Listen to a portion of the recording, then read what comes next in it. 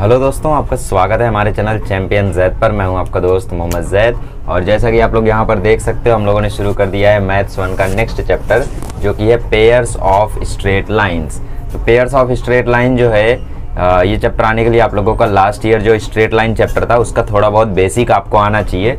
और अगर नहीं आता है तो मैं आपसे रिकमेंड करूँगा कि 2.1 का जो AOD था, एप्लीकेशन ऑफ डेरिवेटिव का जो 2.1 वाला मेरा पहला लेक्चर था, उसमें वीडियो के शुरू में मैंने आप लोगों को इस लाइन के बारे में थोड़ा बहुत जानकारी दी है, तो वो वाला वीडियो आप चेकआउट कर सकते हो। बाकी आपको y = mx + c ये सब थोड़ा बहुत बेसिक पता है, तो कोई बात नहीं, तभी आप लेक्चर शुरू कर सकते हो, ठीक है। और बात करें चैप्टर की, तो चैप्टर के बारे में जो मैंने रोड मैप डिसाइड किया है, देखो हर चैप्टर को पढ़ाने का एक रोड मैप होता है, ठीक है। बात अलग है, टीचर्स आपके डायरेक्टली शुरू कर देते हैं, लेकिन पढ़ाने से पहले मैं मानता हूँ एक बार हर एक चैप्टर का जो, जैसे किसी भी क्वेश्चन को सॉल्व करने से पहले हम लोग ऐसा डिसाइड करते हैं मन में कि भाई इस क्वेश्चन में पहले ये करेंगे, फिर ये स्टेप करेंगे, फिर ये स्टेप करेंगे, फिर ऐसे क्वेश्चन सॉल्व होगा। तो वैसे ही मैं मानता हूँ कि चैप्टर में भी हमें ऐसा डिसाइड करना चाहिए कि इस चैप्टर में पहले ये सिखाना है, फिर ये सिखाना है, फिर ऐसे सिखाना है, फिर करना है, राइट। तो इस चैप्टर में मैंने ऐसा डिसाइड किया है कि भाई देखो 4.1 है, 4.2 है और 4.3 है, 3 एक्सरसाइज का छोटा सा चैप्टर है। बट इसका जो मिसलेनियस एक्सरसाइज है, जो ME है, वो थोड़ा सा बड़ा है, ठीक है। सो 4.1 में आपको 2 पार्ट में सिखाने वाला हूँ। आज आप लोगों का पहला पार्ट आएगा जिसमें मैं आप लोगों को कंसेप्ट सिखाऊंगा और कंसेप्ट के साथ question number 1 plus question number 2 कराऊंगा। फिर दूसरे लेक्चर में क्वेश्चन नंबर 3 से लेके क्वेश्चन नंबर 8 तक कराऊंगा, जितना भी है। कितना है? क्वेश्चन नंबर 9 तक है, तो क्वेश्चन नंबर 3 से क्वेश्चन नंबर 9 तक कराऊंगा। फिर 4.2 1 शॉट में ख़त्म करने का इरादा है, ठीक है। और शायद ये इरादा आराम से पूरा भी हो जाएगा, क्योंकि 4.2 में क्वेश्चन सिर्फ 7 ही हैं और कंसेप्ट भी बहुत ही ज़्यादा कम है। तो 7 क्वेश्चन ये 7 तो हैं, लेकिन इनको कराने में हर एक को 3-3 मिनट लगेगा, मतलब 21 मिनट क्वेश्चन और 20 मिनट कंसेप्ट। अब कंसेप्ट भी शायद 15 मिनट, तो मतलब 1 शॉट में हो जाएगा 4.2, ठीक है। बात करें 4.3 की, तो 4.3 में 11 क्वेश्चन तो हैं, बट कंसेप्ट बहुत ही ज़्यादा कम है, तो 4.3 भी हो सकता है 1 शॉट में ख़त्म हो जाए। फिर मिसलेनियस की बात करें तो मिसलेनियस इसका काफ़ी बड़ा है, 14 MCQs हैं और 11, 5, 16, 4, 20, 3, 23, 23, 7, 30, ठीक है। बहुत बड़ा इसका मिसलेनियस है, तो मिसलेनियस कराने में पूरे 3 लेक्चर लगेंगे, ठीक है। तो इसको हम लोगों ने पार्ट 1, पार्ट 2, पार्ट 3 में बांटा है, ठीक है। तो 3 पार्ट्स में बेसिकली हम लोग कराएंगे। तो स्ट्रेट लाइन चैप्टर हम लोगों का कंप्लीट होगा 1, 2, 3, 4, 7 लेक्चर्स में, ठीक है। 8 लेक्चर्स लग सकते हैं, हो सकता है कि मिसलेनियस को एक और लेक्चर लग जाए, तो 8 लेक्चर मैक्सिमम, 7 लेक्चर मिनिमम मान के चलिए, ठीक है। तो ये हो गया हमारा इस चैप्टर का, इस पर्टिकुलर चैप्टर का रोड मैप। इस तरीके से हम लोग इसको करने वाले हैं। अब बात करते हैं इस चैप्टर की, तो इस चैप्टर से पहले मैं आप लोगों को स्ट्रेट लाइन के बारे में थोड़ा बहुत जानकारी दे देता हूँ। देखो, किसी भी लाइन का जनरल इक्वेशन होता है AX + BY + C = 0। अगर आपने AOD का लेक्चर देख रखा है तो ये आपको थोड़ा आसान लगेगा, ठीक है। ये होता है किसी भी लाइन का जनरल इक्वेशन। इसको लिखने का एक और तरीका होता है कि अगर आपको स्लोप और y इंटरसेप्ट फॉर्म में लिखना है, स्लोप इंटरसेप्ट फॉर्म में लिखना है, तो वो होता है y = mx + c, ठीक है। इसमें y और x तो पोजीशंस होते हैं। देखो, जैसे मैं कोई स्ट्रेट लाइन बनाता हूँ, ठीक है, सपोज मैंने ये बना दी अपनी एक स्ट्रेट लाइन, तो इस स्ट्रेट लाइन में अलग अलग पोजीशंस है ना, जैसे ये अलग पोजीशन है, ये अलग पोजीशन है, ये अलग पोजीशन है, ये अलग पोजीशन है, ये अलग पोजीशन है। तो इसमें जो पोजीशंस होती है वो स्ट्रेट लाइन की अलग अलग होती है, राइट। जैसे मैं y और x की जगह अगर 1, 2 पुट करूंगा तो मुझे ये वाली पोजीशन मिल जाएगी, 1, 2, 4 पुट करूंगा तो मुझे ये वाली पोजीशन मिल जाएगी, कुछ और पुट करूंगा ये मिल जाएगी, ये मिल जाएगी, ये मिल जाएगी। तो y और x तो वेरिएबल्स होते हैं, मतलब अलग अलग पोजीशंस पे अलग अलग पुट करते हैं हम लोग y और x। बट इसमें कांस्टेंट क्या होता है? एक तो इसमें स्लोप कांस्टेंट होती है, राइट। स्लोप ये देखो, ये जो थीटा है, जो tan थीटा है, ये तो कांस्टेंट रहने वाला है, और जो y इंटरसेप्ट है वो भी कांस्टेंट होता है इस केस में। सो y = mx + c में जो c होता है हम लोगों का, ये होता है y इंटरसेप्ट, और जो m होता है वो होता है स्लोप। तो m हो गया स्लोप और c हो गया y इंटरसेप्ट, ठीक है। सो y = mx + c, ठीक है, ठीक है। तो m क्या होता है हम लोगों का? स्लोप। c क्या होता है? y intercept. तो जैसे मैं आप लोगों को एक इक्वेशन लिख दूं, y = 5x + 2, तो इस इक्वेशन से आप लोगों को ये समझ में आ रहा है कि इसका जो tan थीटा है, इसका जो m है, इसका जो स्लोप है वो 5 है, कंपेयर करके देख लो।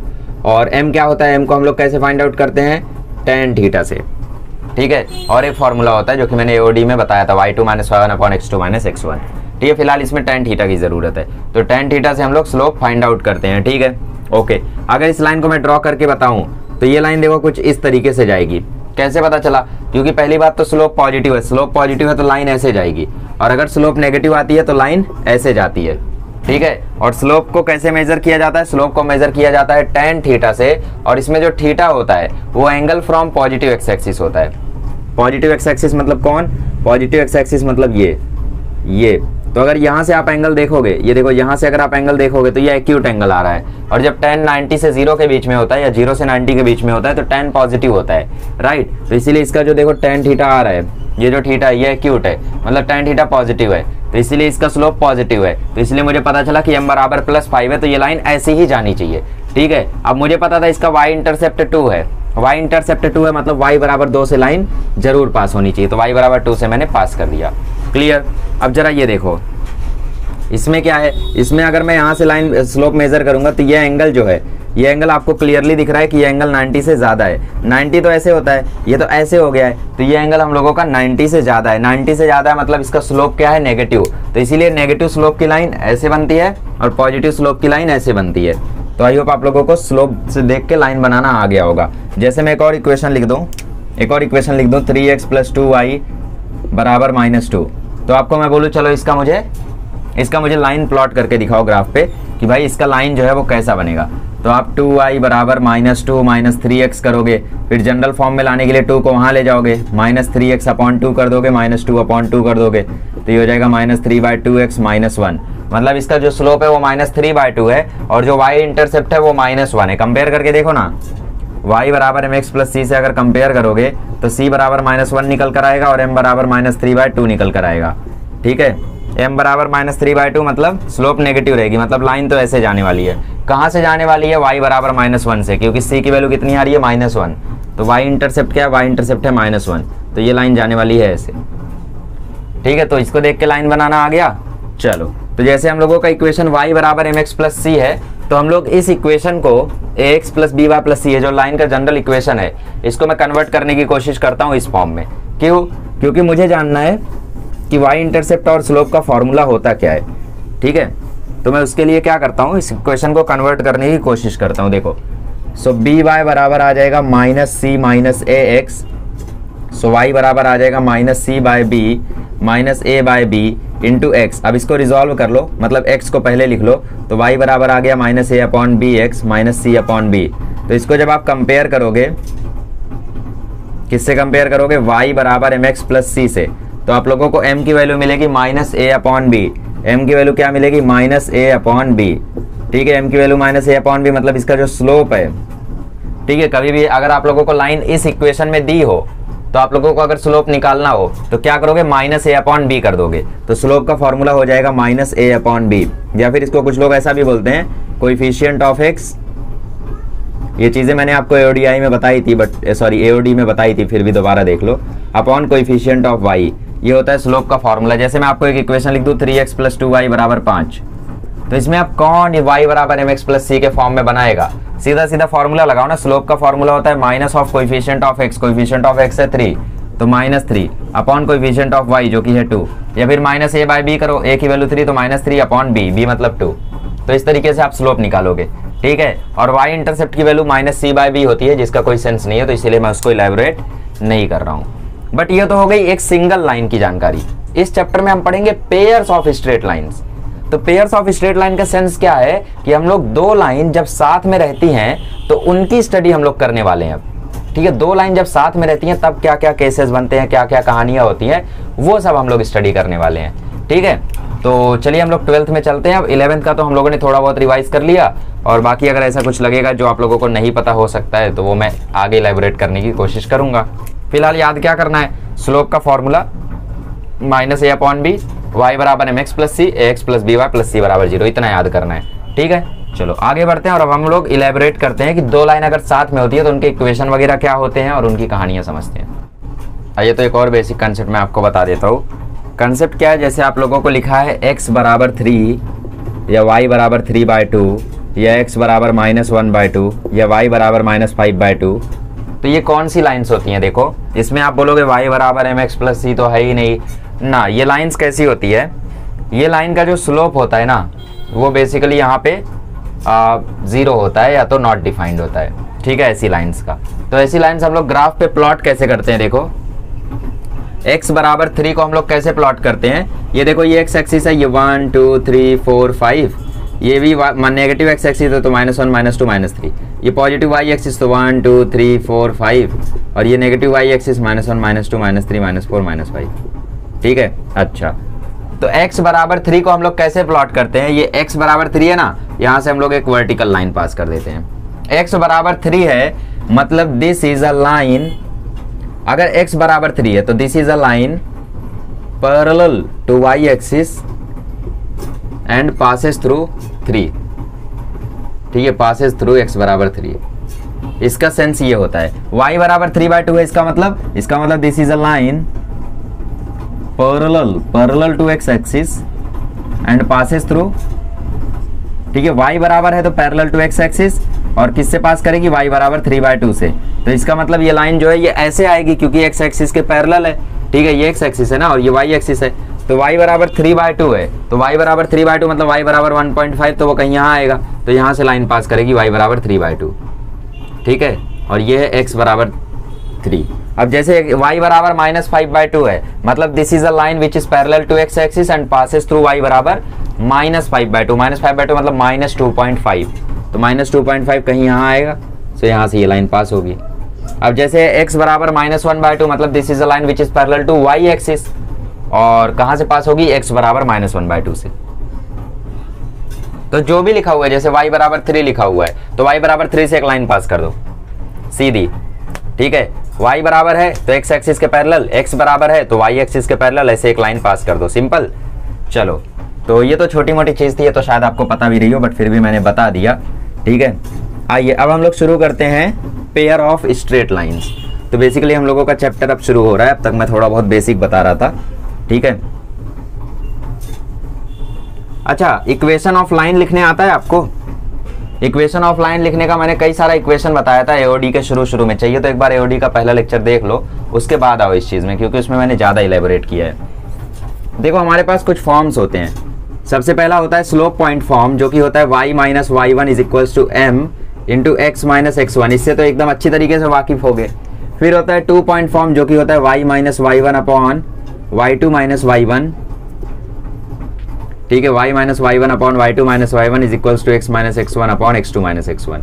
x1 y1 और x1 y1 और x2 y2 क्या है, यहाँ पे पॉइंट्स के कोऑर्डिनेट्स है, मतलब कोई 2 पॉइंट आपको दिया रहेगा और उन 2 पॉइंट से अगर आपको इक्वेशन ऑफ लाइन बनाने बोला है, तो एक को x1 y1 मानो, दूसरे को x2 y2 मानो और बना दो ये लाइन, ठीक है। बेसिकली ये यहीं से आया है, देखो y - y1 x - x1 x - x1, तो m का फॉर्मूला क्या होता है, y2 - y1 upon x2 - x1, तो इसका y2 - y1 यहाँ भेज दिया और ये x2 - x1 यहीं रह गया, तो ये हो गया फॉर्मूला, ठीक है।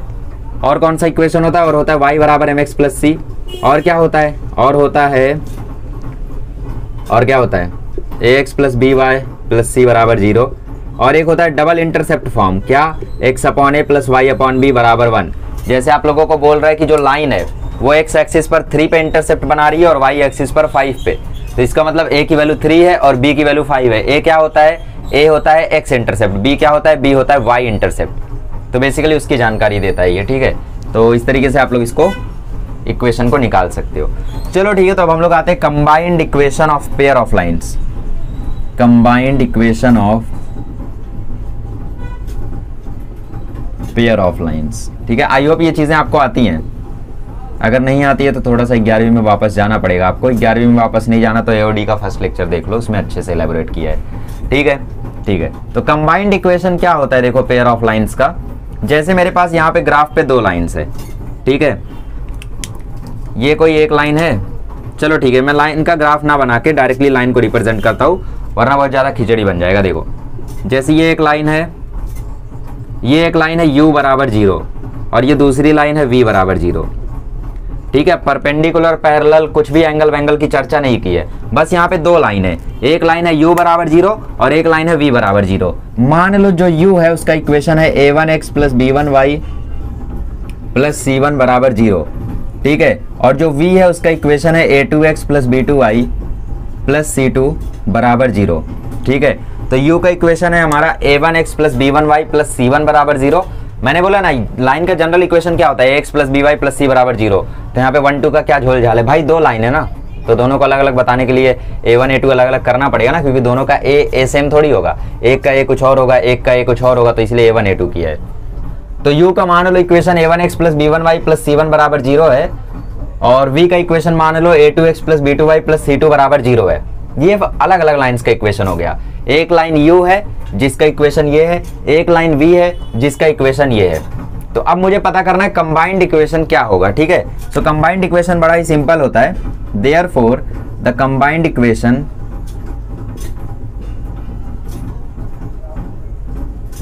Equation of the lines u बराबर 0 एंड v बराबर 0 विल बी गिवन बाय, कैसे हम लोग बताएंगे इसको, हम लोग given by u dot v बराबर 0। मतलब क्या करना है आपको, ये लाइन का इक्वेशन ये लाइन के इक्वेशन से मल्टीप्लाई करके बराबर 0 कर देना है, तो कंबाइंड इक्वेशन ऑफ लाइन आ जाएगा। बोलो चिंदी, जैसे मैं तुम्हें एक लाइन का इक्वेशन दे दूं 3x प्लस 2y माइनस 5 बराबर 0, और दूसरी लाइन का इक्वेशन दे दूं x माइनस वाई बराबर 1, और मैं तुम्हें बोलूं कि ये दोनों लाइन का कंबाइंड इक्वेशन निकालो, तो कंबाइंड इक्वेशन कैसे निकालोगे, कंबाइंड इक्वेशन निकालने के लिए u डॉट v को 0 कर दोगे, मतलब 3x प्लस 2y माइनस 5 को मल्टीप्लाई कर दोगे x माइनस वाई माइनस 1 बराबर 0 करके, ठीक है। और अब आप लोग इसको जब मल्टीप्लाई कर दोगे तो कुछ ना कुछ आंसर आ जाएगा, और वही होगा कंबाइंड इक्वेशन ऑफ लाइन। तो समझ में आ गया, समझ में आया या नहीं। कंबाइंड इक्वेशन ऑफ लाइन का क्या मतलब होता है, कंबाइंड इक्वेशन ऑफ लाइन का मतलब होता है कि सपोज आपके पास एक लाइन u है और एक लाइन v है, ठीक है। तो दोनों ही इक्वेशन को मल्टीप्लाई करके इक्वल टू 0 पुट कर दो, तो आपको मिल जाएगा combined equation of line. Clear, आसान, कोई दुविधा। तो देखो यहाँ पे लिखा है the equation u dot v बराबर 0 represent the combined equation of lines u बराबर 0 v बराबर 0, और यहाँ पे एक प्रूफ दे रखा है, ठीक है। तो प्रूफ तो बड़ा चिंदी है यार, ठीक है, इसमें मतलब कोई वो नहीं है जो आप लोगों को भारी लगे। ओके चाहिए तो मैं प्रूफ तो वैसे कराने वाला हूँ मैं, तो टेंशन मत लो, अभी के लिए छोड़ो, मैं बाद में प्रूफ्स को कराऊंगा, ठीक है, उनको मैं सेपरेट वीडियोस में कराऊंगा। तो ये हो गया हमारा कंबाइंड इक्वेशन ऑफ लाइन का concept. Combined equation of line का कंसेप्ट क्या है कि एक लाइन u है एक लाइन v है, एक लाइन u है एक लाइन v है, ठीक है। अगर इन दोनों लाइन का मतलब pair of line, in pair of line का अगर मुझे निकालना है इक्वेशन, तो इक्वेशन कैसे निकालूंगा, दोनों लाइन के इक्वेशन को मल्टीप्लाई करके 0 पुट कर दूंगा। क्लियर। तो जो आपके एक्सरसाइज में क्वेश्चन नंबर 1 है, उस क्वेश्चन नंबर 1 में पूरे क्वेश्चन में शायद यही करना है। इसमें बोला find the combined equation of the following pair of line, तो मतलब एक लाइन u दूसरी लाइन v, दोनों को मल्टीप्लाई करके इक्वल टू 0 पुट कर दोगे, सॉल्व हो जाएगा। तो वहां के 5 क्वेश्चन आई थिंक आपसे हो जाएंगे, राइट। फिलहाल आगे बढ़ते हैं। अब यहाँ पे कुछ सॉल्व एग्जांपल दे के दिया है, होमोजीनस इक्वेशन ऑफ डिग्री 2। तो homogeneous of equation of degree 2 का क्या सेंस है वो अब मैं आप लोगों को बताता हूँ, ठीक है। तो फिलहाल ये आप लोगों को समझ में आ गया कि कंबाइंड इक्वेशन कैसे दिया जाता है। कंबाइंड इक्वेशन दिया जाता है u डॉट v बराबर 0 से, ये समझा ना, बस यही समझना जरूरी था। एक इक्वेशन u एक इक्वेशन v, तो दोनों को मल्टीप्लाई करके 0 पुट कर दोगे तो मिल जाएगा combined equation of pair of lines. बस इतना ही समझना था, बाकी सब खत्म करो, ठीक है। तो चलो शुरू करते हैं नेक्स्ट कंसेप्ट। आइए बात करते हैं नेक्स्ट कंसेप्ट की, जो कि है होमोजीनस इक्वेशन। होमोजीनस का मतलब क्या होता है, देखो वैसे तो डिफरेंशियल इक्वेशन में मैंने आप लोगों को अच्छे से बताया ही था। अच्छा, डिफरेंशियल इक्वेशन अभी तक अपलोड नहीं हुआ, ठीक है, हो जाएगा। होमोजीनस इक्वेशन का मतलब ये होता है कि एक ऐसा इक्वेशन जिसमें हर एक टर्म का डिग्री सेम हो। जैसे मैं आप लोगों को एक इक्वेशन लिख के दिखाता हूँ, ax square plus 2hxy plus by square बराबर 0। क्या ये होमोजीनस इक्वेशन है? ऑब्वियसली है, क्योंकि अगर आप लोग यहाँ पे देखोगे तो हर एक टर्म का जो डिग्री है वो सेम है, ठीक है। तो यहाँ पे आप लोगों को दिया हुआ है, ठीक है, यहाँ पे आप लोगों को दिया हुआ है कि जो हम लोगों का पेयर ऑफ लाइन का जो कंबाइंड इक्वेशन होता है वो डिग्री 2 का होता है, ठीक है। तो यहाँ पे x और y जो है ये वेरिएबल्स है, तो बेसिकली हमें इनकी डिग्री देखनी है, a b h ये सब कांस्टेंट है, ठीक है। तो x की डिग्री देखो यहाँ पे 2, x और y, x पर डिग्री 1 y पर डिग्री 1 मिला के कितनी 2, y पर डिग्री कितनी 2। तो यहाँ पे सारे ही टर्म की डिग्री सेम है, तो इसलिए हम लोग इसको क्या बोलते हैं, इसको हम लोग बोलते हैं होमोजीनस इक्वेशन, ठीक है। तो फिलहाल ये बोलने का क्या सेंस है, देखो थियरम मैं करा रहा हूँ आप लोगों को, थियरम 4.2। सो थियरम 4.2 आपसे क्या कहता है, ये आपसे कहता है combined equation of pair of line passing through origin, the combined equation of pair of lines passing through origin, ये वर्ड याद रखना, पासिंग थ्रू ओरिजिन याद रखना, ठीक है, क्योंकि अगर ओरिजिन से पास नहीं करेगा तो फिर काम नहीं हो पाएगा हम लोगों का। Passing through origin is a homogeneous equation of degree 2, is a homogeneous equation of degree 2, ठीक है, homogeneous equation of degree 2 in x and y। Okay, तो देखो यहाँ पे जरा ध्यान से, जैसे हम लोगों का जो एक लाइन था u, सपोज u यहाँ पे है, u हम लोग मान लेते हैं a1x प्लस b1y बराबर 0। अब बोलोगे c कहाँ गया? भाई मैंने बोला ना, ये वर्ड को ध्यान रखना, पासिंग थ्रू ओरिजिन, पास किससे हो रहा है? ओरिजिन से पास हो रहा है, तो इसीलिए यहाँ पे c वाला कंसेप्ट, मतलब c वाला टर्म नहीं आएगा, क्योंकि ओरिजिन से पास हो रहा है तो y इंटरसेप्ट 0 हुआ ना। इस तो वैसे ही v का इक्वेशन क्या आएगा? v का इक्वेशन आएगा a2x प्लस b2y बराबर 0। तो थियरम आपसे क्या कहता है कि इसका कंबाइंड इक्वेशन, तो मुझे बताओ इसका कंबाइंड इक्वेशन कैसे निकाला जाएगा? इसका कंबाइंड इक्वेशन निकाला जाएगा by combined equation will be given by u dot v बराबर 0, राइट, u डॉट v बराबर 0 से दिया जाएगा कंबाइंड इक्वेशन। इसका मतलब a1x plus b1y multiplied by a2x plus b2y बराबर 0, ठीक है। अब हमें इस ब्रैकेट को ओपन करना है, तो a1x के साथ पूरा ब्रैकेट मल्टीप्लाई होगा और फिर b1y के साथ पूरा ब्रैकेट मल्टीप्लाई होगा, ठीक है। तो मल्टीप्लाई कर देते हैं, a1x इंटू a2x, ये हो जाएगा a1 a2x square plus a1x into b2y, ये हो जाएगा a1 b2y plus b1y into a2x, ये हो जाएगा a2 b1xy plus b1 b2y square, ये क्या हो गया? ये हो गया b1 b2y स्क्वायर बराबर 0, ठीक है। और ये भी हुआ था a1 b2xy, ठीक है, ये क्या हुआ था? ये हुआ था a1 b2xy, yx लिखा है xy लिखो, बात तो वही है ना। तो ये हो गया आपका कंबाइंड इक्वेशन। अब देखो ये इक्वेशन को हम लोग थोड़ा सा सिंप्लीफाई करते हैं। कैसे सिंप्लीफाई करते हैं? ये लिखा है a1 a2x स्क्वायर, यहाँ से क्या करो, यहाँ से xy कॉमन ले लो, तो ब्रैकेट में मिलेगा सिर्फ a1 a2 plus a2 b1, और फिर यहाँ पे हो गया b1 b2y स्क्वायर। अब कैसा करो, अभी आप लोग क्या करो, अभी आप लोग जो ये a1 a2 दिख रहा है ना, इसको a पुट कर दो, और जो ये b1 b2 दिख रहा है ना, इसको b पुट कर दो। थोड़ा सा सिंप्लीफाई कर रहे हैं, और वैसे भी ये कॉन्स्टेंट्स हैं। फिलहाल हम लोगों को जो इक्वेशन होता है, होमोजीनियस इक्वेशन जो होता है, होमोजीनियस इक्वेशन में हम लोग वेरिएबल्स देखते हैं, मतलब वो इक्वेशन जिस वेरिएबल में है उसकी डिग्री देखते हैं, ठीक है। तो ये वेरिएबल्स है हम लोग, तो हम लोग वेरिएबल्स को चेंज कर सकते हैं, मतलब b1 b2 को b लिख सकते हैं। क्यों? क्योंकि कांस्टेंट टर्म की जो डिग्री होती है वो तो 0 होती है, तो उसकी डिग्री से कोई फर्क पड़ने वाला नहीं है। तो जो होमोजीनियस इक्वेशन होगी, इसकी डिग्री देखने के लिए हम लोग x और y की ही सिर्फ डिग्री देखेंगे, क्योंकि कांस्टेंट की तो वैसे भी 0 होनी है, राइट। b1 b2 की डिग्री हो जाएगी 0 प्लस 0, और सिर्फ b की डिग्री हो जाएगी 0, तो 0 प्लस 0 और 0 में डिफरेंस क्या है? कुछ नहीं, राइट। अच्छा, और इस a1 b2 और a2 b1 को हम लोग पुट कर देंगे 2h ही पुट किया है ना, ठीक है। a1 b2 और a2 b1 को हम लोग पुट कर देंगे 2h, ओके। तो ये हमारा इक्वेशन देखो क्या बन जाएगा, यहाँ पे हम लोग लिख देते हैं, लेट a1 a2 बराबर a1 b2 plus b2 a1 बराबर, sorry a1 b2 plus b1 a2 बराबर 2h और b1 b2 बराबर b।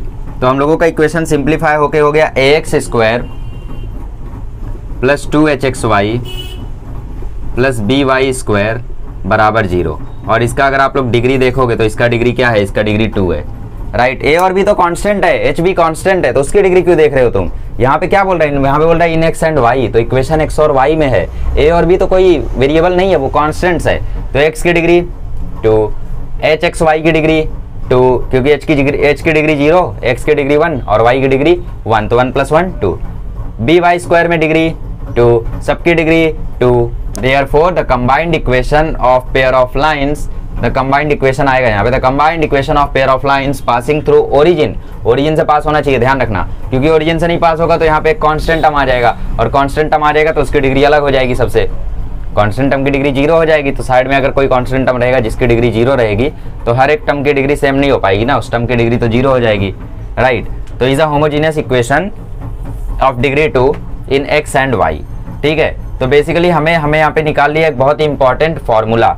ये फार्मूला हमेशा हमेशा हमेशा आपको याद रखना है क्योंकि ये बहुत ही जरूरी फार्मूला है। ठीक है, तो बेसिकली जो लाइन ओरिजिन से पास होती हैं, कोई भी दो लाइन मतलब जैसे यहाँ पे बना भी सकते हो आप डायग्राम।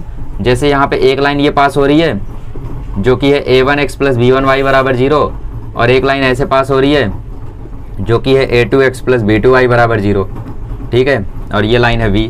तो बेसिकली इनका जो कंबाइंड इक्वेशन आएगा, इन दोनों लाइन का अगर हम कंबाइंड इक्वेशन लिखेंगे तो वो आएगा ax square plus 2hxy plus by square बराबर 0, जहाँ पे a की वैल्यू है a1 a2, 2h की वैल्यू है a1 b2 plus b1 a2। ठीक है, a1 b2 plus a2 b1, मतलब वही हो गया a1 b2 और b1 a2। ठीक है, अच्छा, और b1 b2 की वैल्यू है b। ठीक है, तो ये हो गया हम लोगों का कंबाइंड इक्वेशन ऑफ लाइन। अच्छा, तो इस इक्वेशन पे हम लोग थोड़ी और चर्चा करते हैं। ठीक है, फिर आगे बढ़ते हैं। आइए अब नेक्स्ट थियरम करते हैं, थियरम नंबर 3। इसमें क्या बोला है, homogeneous equation of degree 2 in x and y ax square plus 2hxy plus by square बराबर 0 represent a pair of line passing through origin. मतलब अभी हम लोगों ने प्रूफ किया कि अगर लाइन्स ओरिजिन से पास हो रही है तो उनका कंबाइंड इक्वेशन आता है ये, जो कि होमोजीनियस इक्वेशन है। और अब हमें प्रूफ करना है, अगर होमोजीनियस इक्वेशन ये है तो प्रूफ करो कि ये पेयर ऑफ स्ट्रेट लाइन को तो रिप्रेजेंट करता है ओरिजिन से पास होते हुए, लेकिन तब जब h square minus A b greater than equal to 0 है। तो इसको कैसे प्रूफ करेंगे, इसको प्रूफ करने का दो केस है। ठीक है, सो टेक्स्ट बुक में तो कुछ पता नहीं क्या तरीके से दिया हुआ है, मैं एक दूसरा तरीका बताता हूँ। देखो, तरीका करेक्ट माना जाएगा, टेंशन मत लो। Consider ax square plus 2hxy plus by square बराबर 0, ये आपका होमोजीनियस इक्वेशन है ऑफ डिग्री 2। तो इसमें पहला केस क्या है, हम लोग दो केस लेते हैं। तो केस 1 इसमें क्या है, केस 1 है कि भैया व्हेन b बराबर 0। ठीक है, अगर b 0 हुआ, सो देयरफॉर दो केस लेके टेक्स्ट बुक में दिया है। ठीक है, तो आपको याद रखना है स्टेप्स, थियरम तो रट्टा ही मारना पड़ता है, और क्या करोगे। So therefore ax square plus 2hxy सिर्फ यही बचेगा और बराबर आएगा 0। x लोगे कॉमन तो यहाँ पे आएगा ax प्लस 2hy बराबर 0। सो देयरफॉर या तो x 0 है या तो ax प्लस 2hy बराबर 0 है। ठीक है, ओके। सो हियर x बराबर 0, x बराबर 0 का मतलब होता है y एक्सिस। x बराबर 0 का क्या सेंस है बताओ। अच्छा, मैं आपको x एक्सिस का ग्राफ बनाता हूँ। ठीक है, x एक्सिस का ग्राफ है 0 -1 -2, ये 1 2 3। ठीक है, ये आपका x एक्सिस है, और मैं आपसे बोलता हूँ कि x बराबर 2 बनाओ। x बराबर 2 कैसे बनाओगे, ऐसे। x बराबर -2 बनाओ, x बराबर -2 कैसे बनाओगे, ऐसे। x बराबर 0 बनाओ, कैसे बनाओगे, ऐसे। अरे तुमने तो y एक्सिस बना दिया। ध्यान से देखो, x बराबर 0 तुमने तो y एक्सिस बना दिया, तो बनाया नहीं है, वो होता ही है। ठीक है, तो x बराबर 0 इज y एक्सिस, तो इसका मतलब y बराबर 0 x एक्सिस होता है। यस, y बराबर 0 x एक्सिस होता है। तो हियर x बराबर 0 is the equation of y axis, और y एक्सिस खुद में क्या है, y axis which is itself a straight line. y axis खुद में क्या है, इटसेल्फ अ स्ट्रेट लाइन। और ये y एक्सिस कहाँ से पास होता है, y एक्सिस तो ओरिजिन से ही पास होता है, पासिंग थ्रू ओरिजिन। समझ रहे हो, तो y एक्सिस तो खुद ही ओरिजिन से पास होता है। तो इसका मतलब केस 1 में जो b बराबर 0 का पहला केस था, x बराबर 0, उससे हमने प्रूफ कर दिया कि वो ओरिजिन से पास होता है। अब जरा इसकी जांच पड़ताल करते हैं। सो ठीक है, ax प्लस 2hy की बात करते हैं। ax प्लस 2hy बराबर 0 comparing with ax plus by plus c बराबर 0। तो a की वैल्यू तो a आ रही है, b की वैल्यू 2h आ रही है, लेकिन c की वैल्यू 0 आ रही है। इसका मतलब y इंटरसेप्ट क्या है, y इंटरसेप्ट 0 है, right. So therefore ax plus 2hy is a straight line passing through origin. तो इसका मतलब ये भी क्या है, ये भी एक स्ट्रेट लाइन है जो कि कहाँ से पास हो रही है, ओरिजिन से पास हो रही है। क्लियर, b बराबर 0 का केस समझ में आ गया। अगर b बराबर 0 है तो इसमें से ये इक्वेशन बनेगा, इसमें से x कॉमन लोगे तो एक इक्वेशन बनेगा x बराबर 0, और दूसरा इक्वेशन बनेगा ax प्लस 2hy बराबर 0। ठीक है, तो x बराबर 0 क्या है, y एक्सिस है, वो तो ओरिजिन से पास होता ही है, और ax प्लस 2hy में जो y इंटरसेप्ट है वो 0 आ रहा है, और y इंटरसेप्ट अगर 0 आ रहा है, so it means it's a straight line passing through origin. तो हमने ये तो प्रूफ कर दिया। अब दूसरा केस लेते हैं जब b नॉट इक्वल टू 0 रहेगा। ठीक है, तो अब b नॉट इक्वल टू 0 के लिए ये इक्वेशन जो है उसको हम लोग सॉल्व करते हैं। स्क्रीनशॉट लेना था क्या, अरे बच्चे बुक लेके पढ़ लिया करो, कभी बुक लेके बैठ जाया करो, कभी कभी ऐसे हेडफोन लगा के लेक्चर्स मत देखा करो। अच्छा बिना हेडफोन लगाए देखते हो? हाँ बिल्कुल देख सकते हो। आओ, जब b नॉट इक्वल टू 0 है तब देखते हैं। तो case two when b not equal to 0, तो when b not equal to 0, तो इस इक्वेशन को इन्होंने कंप्लीटिंग द स्क्वायर मेथड से सॉल्व किया है, बट हम लोग इसको सिंप्लीफाई करके करेंगे। हम क्या करेंगे ना, हम क्या करेंगे, इसमें डिवाइड कर देंगे x से, divide by X square on both side. ये दोनों साइड हम एक्स स्क्वायर से डिवाइड कर देंगे। क्यों कर रहे हैं? क्योंकि यहाँ पे एक्स स्क्वायर से डिवाइड करने पे वेरिएबल्स कम हो जाएंगे। कैसे? देखो, A X square upon x square, हमें कैसे पता चलेगा? तुम्हें क्यों पता करना है, तुम्हें मैं बता तो रहा हूँ, इसके अलावा थोड़ी कुछ आ जाएगा। तो ये बता रहा हूँ, याद कर लो, ठीक है। ये आ जाएगा 2hxy upon x square plus B Y square upon x square is equals to 0। तो देखो एक्स स्क्वायर खत्म, एक्स से एक एक्स खत्म, तो ये आ गया a plus 2h y by x plus B y by x का होल स्क्वायर। ठीक है, ओके। तो यहाँ पे आप लोग जानते हो सिंस y बराबर होता है mx, कब? जब लाइन ओरिजिन से पास हो रही है, और यहाँ पे बोला है line is passing through origin. ठीक है, तो लाइन यहाँ पे पास हो रही है ओरिजिन से, ठीक है, लाइन इस। बट आप लोग बोलोगे आपको प्रूफ करना है, प्रूफ तो आपको ये करना है कि अगर ये ऐसा है तो, अगर ये ऐसा है तो, ठीक है। तो y बराबर आप लोग क्या लिख सकते हो? mx। तो यहाँ से आप लोग m की जगह क्या लिख सकते हो? y by x. मतलब यहाँ पे जहाँ जहाँ y बाय एक्स है वहाँ पे आप लोग m रिप्लेस कर दोगे। तो देयरफॉर ये आ जाएगा a plus 2hm plus B M square. तो इसको सिंप्लीफाई कर लो तो ये हो गया B M square plus 2hm plus a बराबर 0।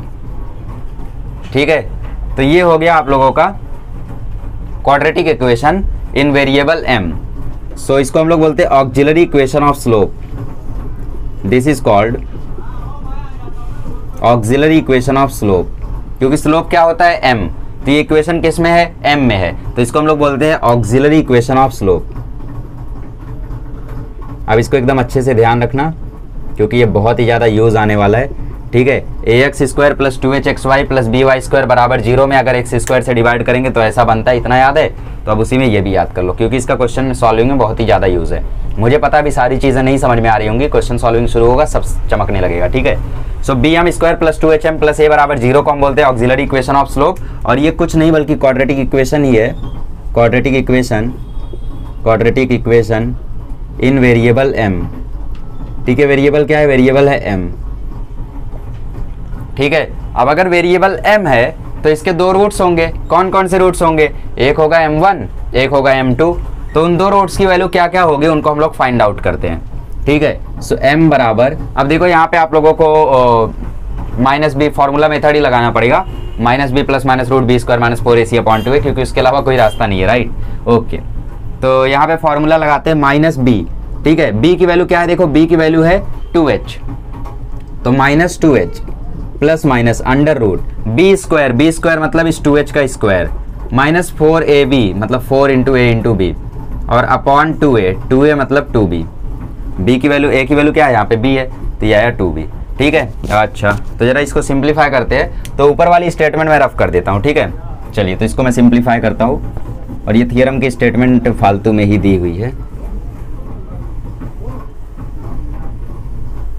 ठीक है, चलिए देखिए, तो m बराबर हो गया minus 2h plus minus under root 2h square हो जाएगा 4h का whole square minus 4ab upon 2a। अब देखो ये हो गया माइनस 2h प्लस माइनस, देखो अंडर रूट में 4 आ रहा है कॉमन, अंदर बच रहा है h स्क्वायर माइनस ab और नीचे है 2a। अब देखो ये रूट 4 को बाहर लोगे तो ये हो गया माइनस 2h प्लस माइनस 2 और अंडर रूट में बचा h स्क्वायर माइनस ab और अपॉन 2a, तो ये हो गया m। ठीक है, ठीक है, कोई बात नहीं। सो m बराबर हो गया माइनस 2h। अब देखो यहाँ से भी 2 कॉमन आ रहा है, तो यहाँ से भी ले लो 2 कॉमन, 2 कॉमन लोगे तो अंदर बचेगा minus h plus minus under root h square minus ab upon 2a। अब देखो ये 2 कैंसिल हो गया, और हम लोग जानते हैं कि जो m था वो था y बाय एक्स, तो अब m को रीसब्स्टिट्यूट कर दो। सो देयरफॉर y बराबर x बराबर minus h plus minus under root h square minus ab upon a। अब इस x को वहाँ भेज दो तो आपको y का 2 इक्वेशन मिल जाएगा। एक मिल जाएगा y बराबर minus h plus under root h square minus A b upon a into x, और एक इक्वेशन मिल जाएगा y बराबर minus h minus under root h square minus A b upon a into x. तो ये हो गया आपका दो इक्वेशन, y बराबर दिस और y बराबर दिस। और आप लोग ध्यान से देखो तो दोनों के दोनों इक्वेशन y बराबर mx से मैच कर रहे हैं, और अगर दोनों के दोनों इक्वेशन y बराबर mx से मैच कर रहे हैं तो दोनों के दोनों इक्वेशन क्या है, पासिंग थ्रू ओरिजिन है, right. Since it is in the form of y बराबर mx, therefore both equation passes through origin। अच्छा, तो एच स्क्वायर माइनस ए बी का क्या सेंस था, देखो एच स्क्वायर माइनस ए बी जो है वो रूट में है, और रूट वाली क्वांटिटी हमेशा या तो पॉजिटिव रहनी चाहिए या तो जीरो रहनी चाहिए। क्यों? क्योंकि पॉजिटिव नहीं रहेगी तो फिर वो आयोटा में आ जाएगा तो वो इमेजिनरी बन जाएगा ना, तो इसलिए रूट वाली क्वांटिटी हमेशा पॉजिटिव रहनी चाहिए, ठीक है। तो पासेस थ्रू ओरिजिन, और यहाँ पे लिख लो H square minus A B should be greater than equal to zero. अब इसके लिए कोई स्टेटमेंट लिखने की जरूरत नहीं है, ठीक है। तो ये हो गया प्रूफ। अब इन्होंने इसको कंप्लीटिंग द स्क्वायर बना के पता नहीं क्या क्या करके किया है, ठीक है, बट दैट्स इट, इन्होंने भी ऐसा ही किया है, ठीक है। तो आप लोग लिख सकते हो therefore it is in the form of y बराबर mx, therefore both equation passes through origin if h square minus A b is greater than equal to zero. अगर वो लेस देन जीरो हो गया तो ये रूट के अंदर minus में टर्म आ जाएगा ना, नेगेटिव टर्म आ जाएगा, और नेगेटिव टर्म आ गया तो वो तो आयोटा में भाग जाएगा, और अगर वो आयोटा में भाग गया तो फिर ये लाइन एग्जिस्ट ही नहीं करेगी, राइट। तो ये हो गया आपका थियरम। अब इस थियरम के बेसिस पे कुछ रिमार्क्स दिए हुए हैं, ठीक है, कुछ रिमार्क्स दिए हुए, तो आप लोग उसको उन रिमार्क्स को देख लेना, रुक जाओ पहले। ओके, सो लास्ट में यहाँ पे स्टेटमेंट लिखा हुआ है, मैं स्टेटमेंट पढ़ देता हूँ, मेरे पास अब जगह नहीं है तो मैं लिखूँ कहाँ, ठीक है। देयरफॉर इक्वेशन, चलो यहाँ से लिख लो, यहाँ पे लिख लो, therefore equation A X square plus 2hxy plus by square बराबर 0 represents a pair of line passes through origin, ठीक है। किससे पास करता है, ओरिजिन से, which passes through origin, और कुछ है यहाँ पे, ठीक है। If h square minus A b is greater than equal to zero, क्योंकि बाकी केसेस में तो ये एग्जिस्ट ही नहीं करेगा, राइट। ओके, तो देखो ये प्रूफ था, फिर से रिपीट कर देता हूँ। A X square plus 2hxy plus B Y square में पहले b बराबर 0 मान के करोगे तो दो इक्वेशन आएगा, एक आएगा x बराबर 0, एक आएगा ax प्लस 2bhy बराबर 0। तो x बराबर 0 तो खुद y एक्सिस है जो कि ओरिजिन से पास होता है, और दूसरा वाला भी एक ऐसा ही इक्वेशन है जिसका y इंटरसेप्ट 0 है, तो वो भी ओरिजिन से ही पास होता है, ठीक है। फिर तीसरे में जब b नॉट इक्वल टू 0 था तो हमने एक्स स्क्वायर से डिवाइड करके इसको एक इक्वेशन बनाया। इसको इक्वेशन बनाने के बाद हमने इसको रिजॉल्व किया तो हमें एक ऑक्सिलरी इक्वेशन मिला स्लोप का, जिसके बारे में आगे हमें और चर्चा करनी है, अभी खत्म नहीं हुआ है, जो कि होता है a m square plus 2hm plus, ठीक है, a plus 2hm plus bm square बराबर 0 होता है, ठीक है, जिसके दो रूट्स होते हैं, एक होता है m1 एक होता है m2। m1 होता है minus 2h plus root 4h square minus 4ab upon 2b, और m2 होता है minus 2h minus root 4h square minus 4ab upon 2b, ठीक है, 2a बेसिकली 2b था ना यार, ओ 2b था, अच्छा वो ध्यान में आ गया यार, ठीक है, 2b था तो ये b होगा, ठीक है, तो ये भी b होगा, तो बेसिकली ये भी b होगा, वही मैं बोला यार ये तो b था तो ये भी b ही होगा, ये भी b ही होगा, और ये भी b ही होगा, ठीक है, एच स्क्वायर माइनस ए बी अपॉन बी। ओके, तो इन्होंने b को y के साथ मल्टीप्लाई कर दिया है, कोई बात नहीं, आपका भी आंसर करेक्ट है, इनका भी आंसर करेक्ट है, सिंपल आसान।